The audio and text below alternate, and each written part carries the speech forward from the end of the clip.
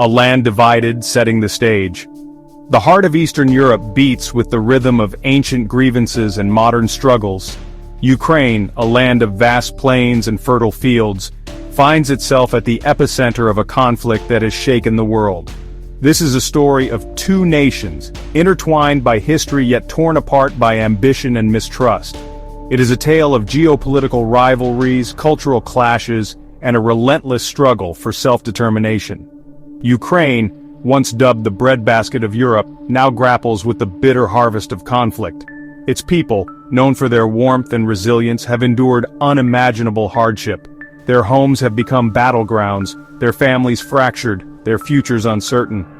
To understand the current crisis, we must journey back through time, tracing the intricate threads that have woven this tragic tapestry. This is not just a regional conflict, its reverberations are felt globally. The world watches with bated breath as the fate of Ukraine hangs in the balance, a stark reminder of the fragility of peace and the enduring power of historical wounds.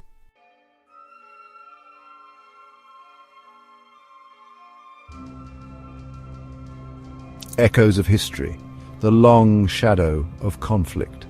To comprehend the present, we must delve into the annals of history, unearthing the roots of a conflict centuries in the making. Ukraine and Russia, two nations sharing a common Slavic heritage, find their destinies intertwined since the emergence of the medieval kingdom of Kievan Rus. This shared cradle of civilization fostered deep cultural and linguistic connections, laying the foundation for the intricate relationship that binds them to this day. However, the passage of time witnessed a divergence in their paths.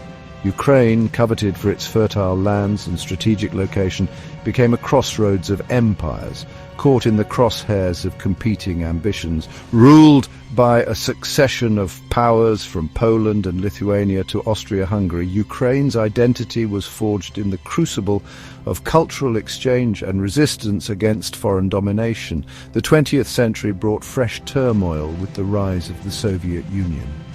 Ukraine, absorbed into the Soviet behemoth, became both a vital asset and a site of immense suffering. Its fertile plains, known as the breadbasket of the Soviet Union, fueled the empire's industrial ambitions. Yet this economic significance came at a heavy price, as demonstrated by the Holodomor, a man-made famine engineered by Stalin's regime in the 1930s. This horrific event, which claimed millions of Ukrainian lives, left an indelible scar on the nation's psyche, casting a long shadow over Ukraine's relationship with Russia.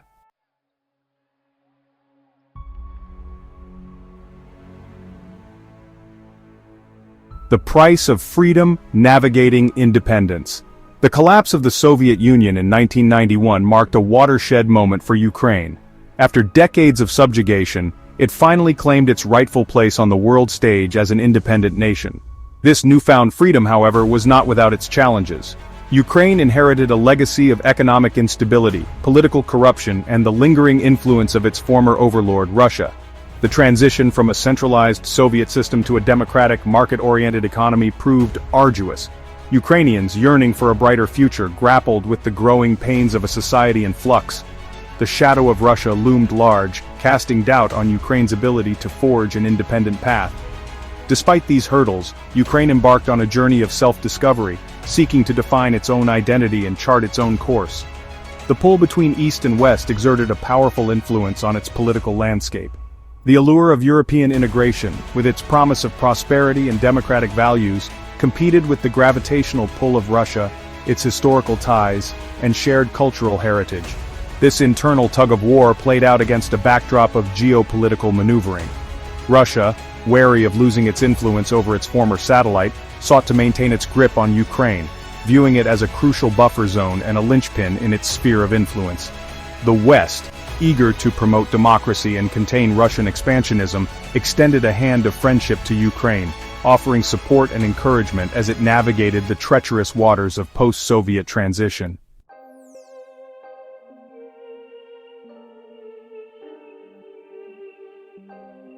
A geopolitical tinderbox, Ukraine's pivotal position.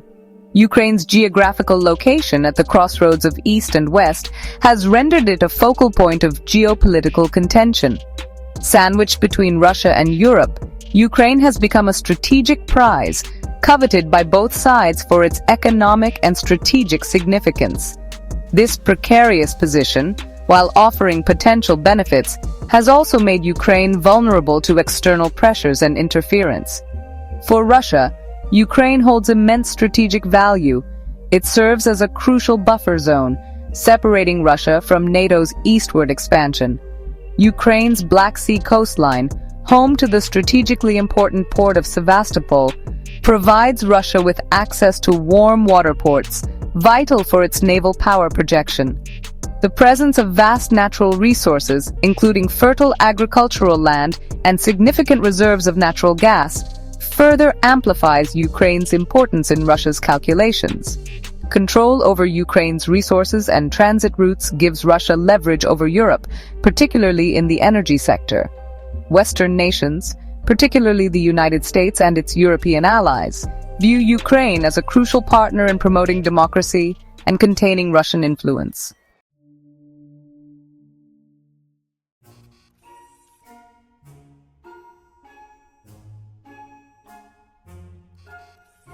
As the Kievan Rus faded, Ukrainian lands were caught between empires. The Polish-Lithuanian Commonwealth incorporated much of modern-day Ukraine.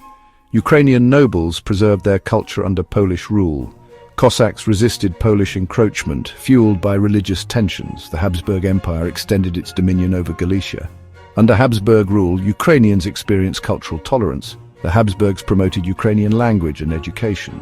Ukrainians navigated a complex web of loyalties. The Cossack hetmanate emerged as a beacon of resistance.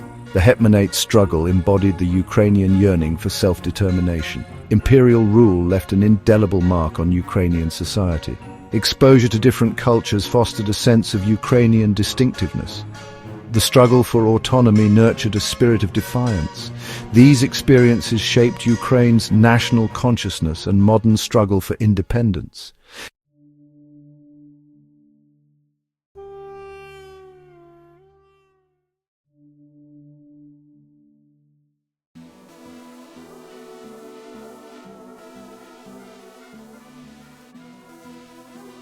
The year 2004 marked a pivotal moment in Ukraine's post-Soviet journey.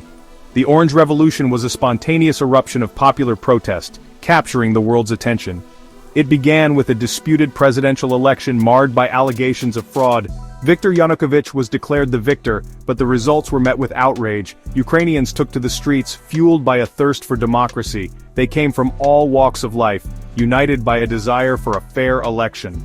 Clad in orange, they transformed Independence Square into a vibrant sea of protest. The Orange Revolution was about a fundamental choice facing Ukraine. It was a battle for the soul of a nation, with profound implications for Ukraine's future.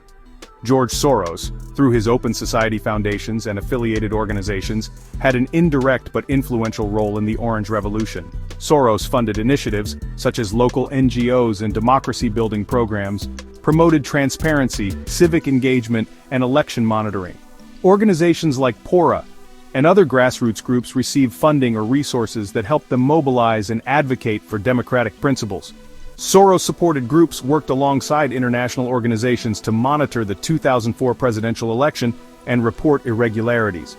OSF-backed projects promoted independent journalism and public awareness campaigns, ensuring people had access to unbiased information.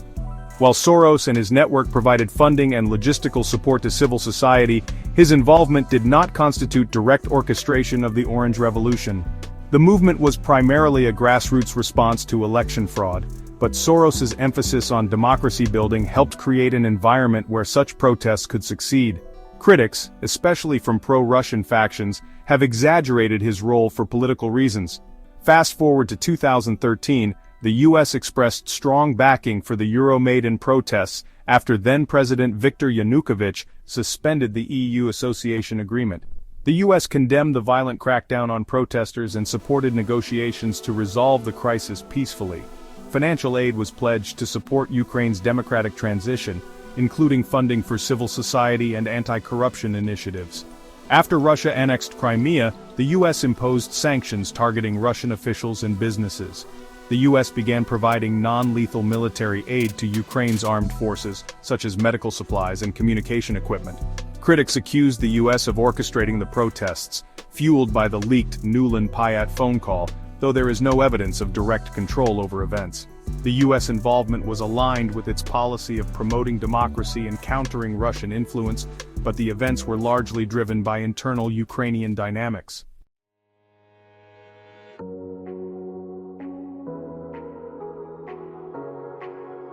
The color of protest, from streets to ballot boxes. The Orange Revolution showcased the power of peaceful protest and the spirit of the Ukrainian people. Unarmed and undeterred, they faced riot police, braved freezing temperatures, and endured intimidation. They set up tents, organized rallies, and sang patriotic songs, a chorus of defiance. The protests spread across the country, uniting Ukrainians from all walks of life. The color orange became a symbol of hope and solidarity. It adorned buildings, flags, and clothing, a statement of defiance. The Orange Revolution was remarkable for its nonviolent character. Despite provocations, the protesters remained largely peaceful. They understood that violence would undermine their legitimacy. Their commitment to nonviolent resistance was a strategic choice. The world watched as Ukrainians challenged entrenched power structures. The Orange Revolution was a beacon of hope for all those struggling for freedom.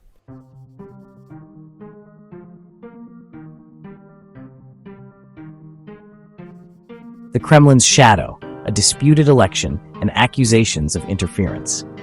The Orange Revolution exposed deep divisions in Ukraine, exacerbated by Russia's influence. Russia backed Viktor Yanukovych, promising closer ties with Moscow. Yanukovych's victory was seen as fraudulent. International observers documented numerous irregularities. The evidence confirmed the election was stolen. Russia accused the West of orchestrating a color revolution. The Kremlin's propaganda discredited protesters as Western stooges. Russian interference wasn't limited to propaganda. Russian agents supported pro-Yanukovych forces. The Orange Revolution became a proxy war for Ukraine's future.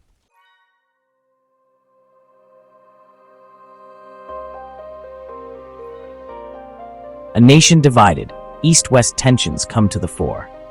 The Orange Revolution exposed deep-seated divisions in Ukrainian society. The country split along linguistic, cultural, and geopolitical lines. The East, tied to Russia, viewed the revolution with suspicion. They saw Yanukovych as a protector of their interests. The West embraced the revolution, seeking ties with Europe. They yearned for prosperity and democratic freedoms. The Orange Revolution revealed a country torn between two worlds. The Kremlin exploited these divisions, fueling separatism and discord.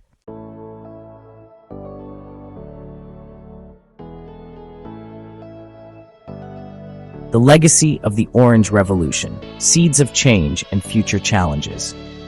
The Orange Revolution exposed deep societal divisions and the challenges of nation building. It highlighted the power of peaceful protest and the importance of a free press and civil society. However, it also revealed the limitations of protests in achieving lasting change. The pro-Western government struggled with corruption and economic inequality. The Orange Revolution was a moment of hope and disillusionment, showing the fragility of democracy.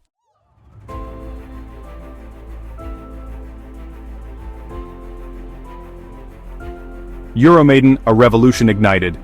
The year 2014 dawned with anticipation in Ukraine. The promise of closer ties with the European Union hung in the air. Years of navigating between East and West culminated in this pivotal moment. Yet, this aspiration for a European future met fierce resistance.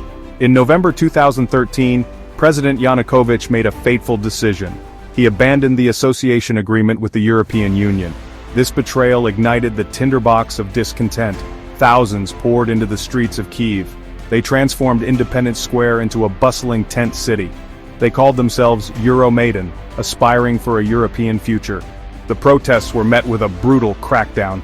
Riot police descended upon the protesters. The world watched in horror as images of bloodied protesters flashed across screens.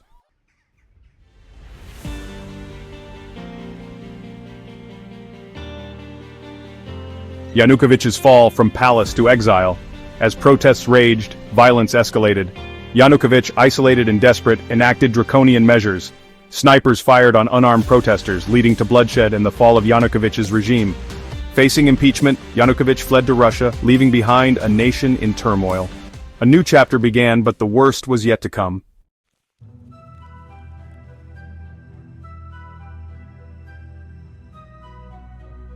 Crimea annexed, the masks come off. The fall of Yanukovych sent shockwaves through Moscow. Putin watched with fury as a pro-Western government took power in Kiev. Ukraine, slipping from his grasp, was within Russia's historical sphere of influence. Crimea, a picturesque peninsula, became the focal point of Putin's anxieties.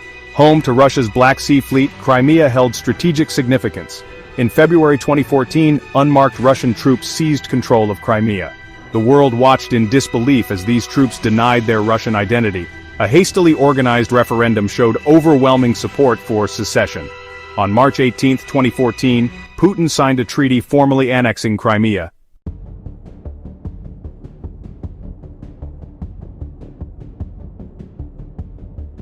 A peninsula adrift life under Russian rule.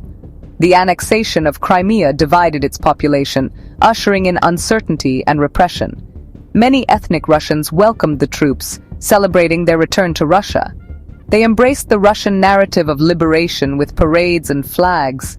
For Crimean Tatars, the annexation was a nightmare, recalling past persecutions.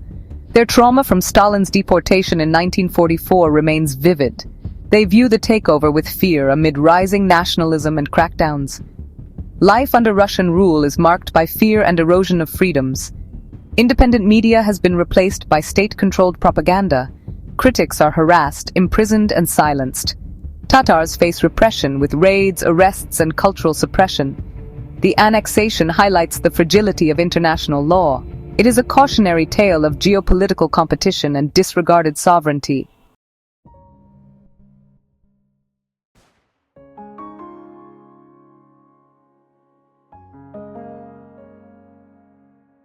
The Donbas aflame, a war of attrition begins. The conflict in eastern Ukraine quickly descended into a brutal war of attrition, a grinding stalemate marked by artillery duels, trench warfare, and a devastating toll on civilian lives and infrastructure. Towns and cities, once bustling with life, were transformed into bombed-out shells, their streets littered with rubble, their skies darkened by smoke. Both sides accused each other of war crimes, of indiscriminate shelling, of targeting civilians, of using cluster munitions and other banned weapons. The truth, often obscured by propaganda and the fog of war, painted a grim picture of a conflict where human life held little value, where suffering had become the norm, and where hope seemed like a distant memory. The Minsk Agreements, a series of ceasefires negotiated in 2014 and 2015, offered glimmers of hope, but they proved to be fragile and short-lived. Both sides accused each other of violating the agreements, of using them as a cover to regroup and rearm. The fighting continued, albeit at a reduced intensity, claiming more lives, displacing more families, and deepening the scars of war. The conflict in eastern Ukraine became a frozen conflict, a festering wound on the body of Europe, a constant reminder of the human cost of geopolitical rivalries and the failure of diplomacy to find a lasting solution.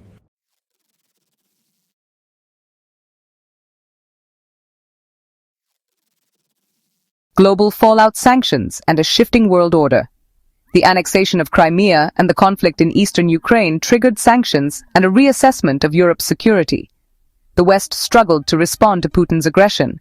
The US and EU imposed sanctions on Russia, targeting key sectors. Sanctions had limited impact on Putin's actions. Russia adapted, forging ties with countries defying the West. The conflict exposed the limitations of the international order. It highlighted divisions within the West and limits of unity. The Ukraine crisis marked a turning point in international relations. It shattered the illusion of post-Cold War peace, ushering in a new era of great power rivalry.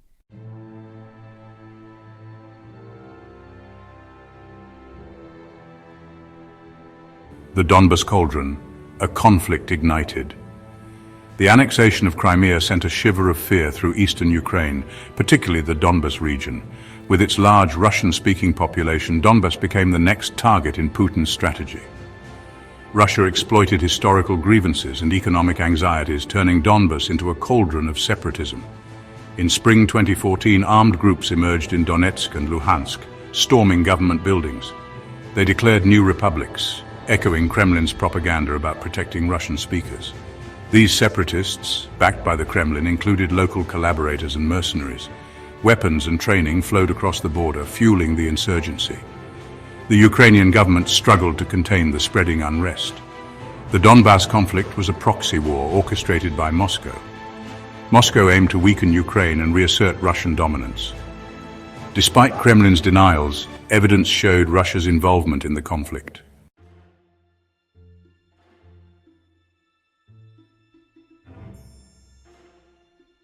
Proxy warfare and the fog of war, Russia's shadowy hand. The conflict in Donbas escalated to military confrontations with tanks and artillery. The Ukrainian army fought bravely to defend their country's territorial integrity. Russia fueled the conflict, sending disguised troops to support separatists. The conflict devastated civilian populations, displacing millions.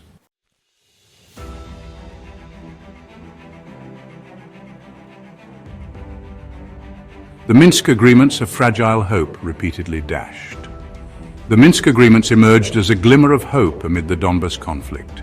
Signed in 2014 and 2015, they aimed to establish a ceasefire and political dialogue. However, violations and accusations plagued their implementation. The conflict settled into a grinding stalemate with sporadic violence.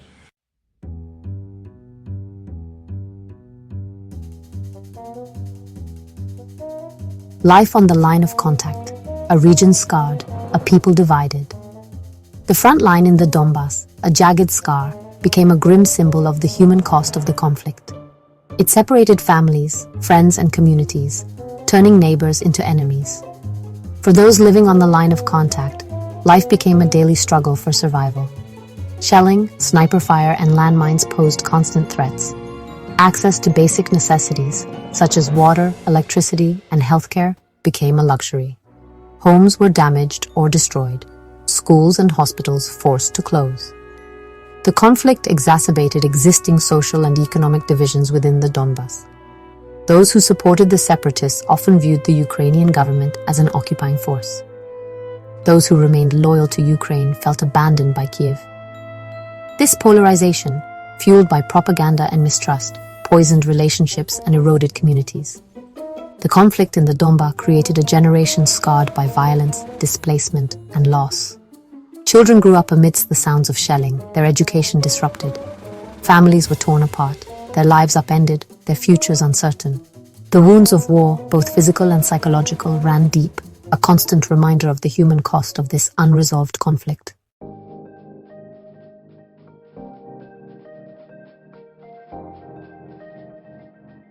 The Azov Regiment, a symbol exploited, a narrative warped. In the fog of war, truth often becomes a casualty, twisted to serve propaganda. The Azov Regiment, known for defending Mariupol in 2014, became a symbol exploited and warped. Formed in early conflict, it attracted diverse volunteers defending Ukraine. Russian propaganda amplified far-right elements, painting Ukraine as neo-Nazis. These elements, though present, were often exaggerated. The regiment was a small part of Ukraine's forces. Its ideology did not reflect the majority of Ukrainians fighting for sovereignty. The Kremlin used the regiment to justify its invasion. The denazification narrative served Putin's ambitions. The Azov Regiment became a pawn in a larger geopolitical game.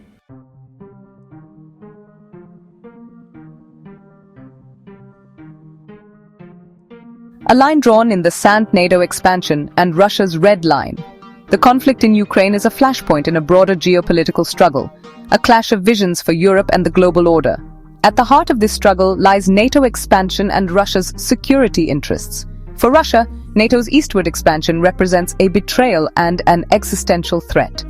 Moscow believes the West reneged on assurances that NATO would not expand eastward. They see NATO's expansion as a strategy of encirclement, weakening Russia. Ukraine joining NATO was a red line for Putin. He viewed it as an unacceptable encroachment and a direct threat. Putin's warnings about NATO expansion were rooted in a deep-seated fear of encirclement. For Putin, the conflict in Ukraine was about pushing back against an existential threat.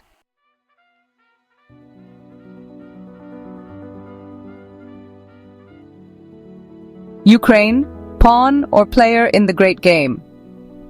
Caught between the competing ambitions of Russia and the West, Ukraine found itself at the center of a geopolitical chessboard, its fate intertwined with the calculations of more powerful actors. For Russia, Ukraine was a strategic prize, a buffer state of immense geopolitical significance, essential for its security and a linchpin in its sphere of influence. For the West, Ukraine represented an opportunity to promote democracy, expand its sphere of influence, and contain Russian expansionism. A democratic and prosperous Ukraine, integrated into Euro-Atlantic institutions, would serve as a powerful symbol of the West's enduring appeal and a bulwark against Russia's authoritarian model. However, this strategic competition between Russia and the West often overlooked the agency of the Ukrainian people themselves. Ukrainians, who had endured centuries of foreign domination, were determined to chart their own course, to build a future free from external interference.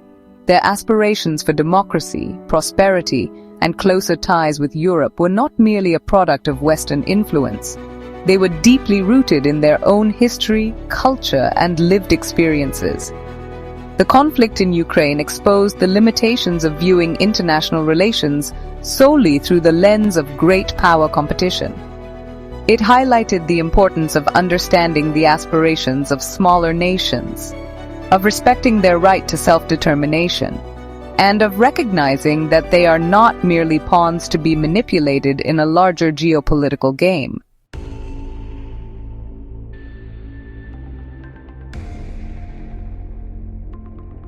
The conflict in Ukraine brought into sharp focus the concept of the security dilemma, a paradox in international relations, where one state's attempts to enhance its own security can inadvertently threaten the security of other states, leading to a spiral of mistrust and escalation. Russia, feeling threatened by NATO's eastward expansion and the prospect of Ukraine joining the alliance, responded by seeking to enhance its own security through military means. The annexation of Crimea and the support for separatists in eastern Ukraine were, from Moscow's perspective, defensive measures designed to prevent NATO from establishing a foothold in Ukraine and to create a buffer zone to protect Russia's southwestern flank. However, these actions, perceived by the West as acts of aggression and violations of international law, only served to heighten anxieties among Russia's neighbors and to strengthen NATO's resolve to deter further Russian aggression. The alliance responded by increasing its military presence in Eastern Europe, conducting military exercises, and providing military assistance to Ukraine. This cycle of action and reaction, each side viewing the other's actions as provocative and threatening, created a dangerous dynamic, increasing the risk of miscalculation and unintended escalation. The conflict in Ukraine became a stark illustration of the security dilemma's tragic logic, a reminder that in a world of imperfect information and deeply ingrained mistrust, even the most well-intentioned efforts to enhance security can have the unintended consequence of making everyone less safe.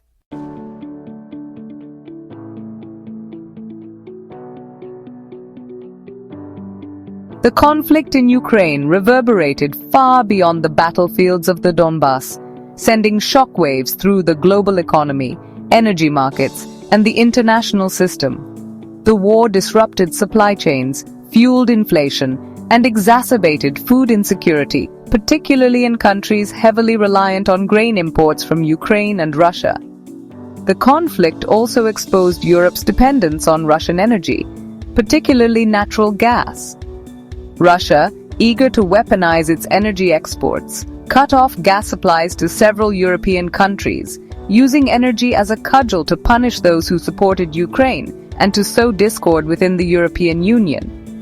The war in Ukraine also triggered the largest refugee crisis in Europe since World War II. Millions of Ukrainians, fleeing the fighting and seeking safety, poured into neighboring countries, overwhelming social services and testing the limits of European solidarity. The plight of Ukrainian refugees, their lives upended by conflict, served as a stark reminder of the human cost of war and the global consequences of regional instability. The conflict in Ukraine also had profound implications for the international system. It shattered the illusion of a post-Cold War peace dividend, revealing the fragility of international norms and institutions in the face of naked aggression. It also highlighted the limits of Western power, its inability to deter Russia from pursuing its perceived vital interests, and its struggle to forge a unified and effective response to a major geopolitical crisis.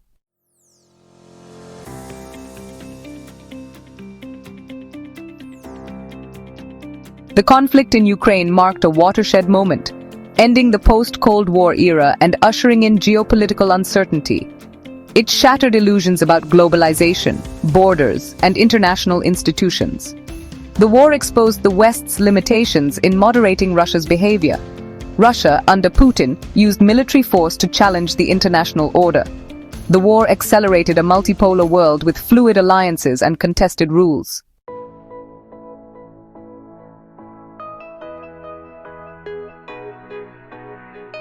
The flight from war's shadow. Explosions, rockets, and cries of children. A humanitarian crisis in Europe. Russia's aggression in Ukraine has forced millions to flee, their lives shattered. Cities reduced to rubble, villages turned battlegrounds.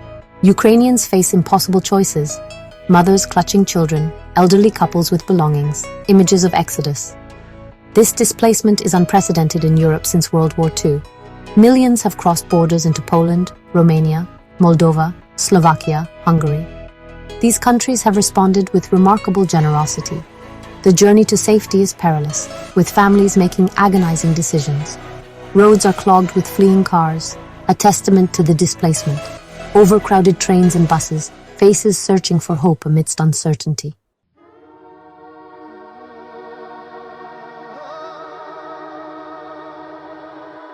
As refugees surge across borders, the international community faces an unprecedented challenge. The needs are vast and immediate: food, water, shelter, medical care. Aid organizations have mobilized with remarkable speed. Volunteers offer a helping hand, a warm meal, a word of comfort. The generosity of ordinary people has been awe-inspiring. Families across Europe have opened their homes to refugees. Businesses have donated goods and services to support the relief effort. Governments have pledged billions in aid, recognizing this as a global crisis.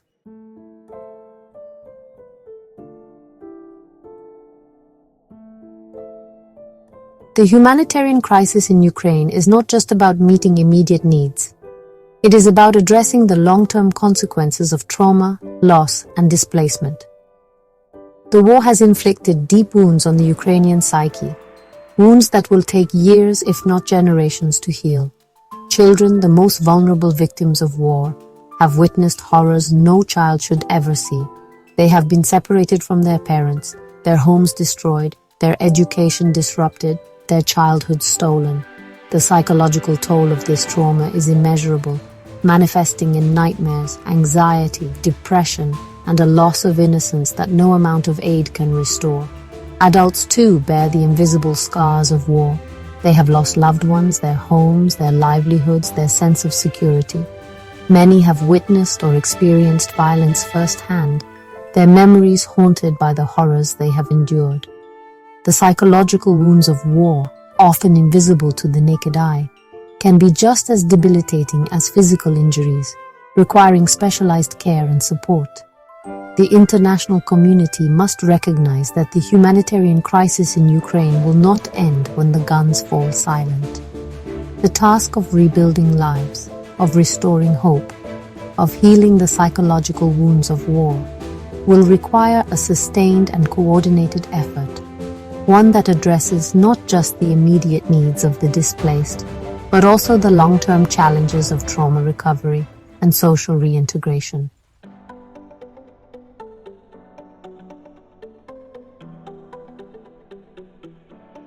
The echoes of war still reverberate across Ukraine's landscape, a haunting reminder of the fragility of peace. Yet, amidst the ruins, a spirit of resilience flickers, a testament to the unyielding spirit of the Ukrainian people. The path forward is long and arduous, but Ukraine does not face it alone. The task of rebuilding a nation shattered by war is monumental. Cities and towns lie in ruins, their infrastructure devastated. The scars of conflict run deep, both physical and psychological. Yet, even in the darkest times, the human spirit seeks renewal. Across Ukraine, communities are coming together, their shared resilience a source of strength. Neighbors help neighbors clear debris and rebuild homes. Volunteers from around the world offer their time and resources. The international community has a moral obligation to stand with Ukraine. Financial assistance and humanitarian aid will be crucial. Upholding Ukraine's sovereignty and territorial integrity is essential.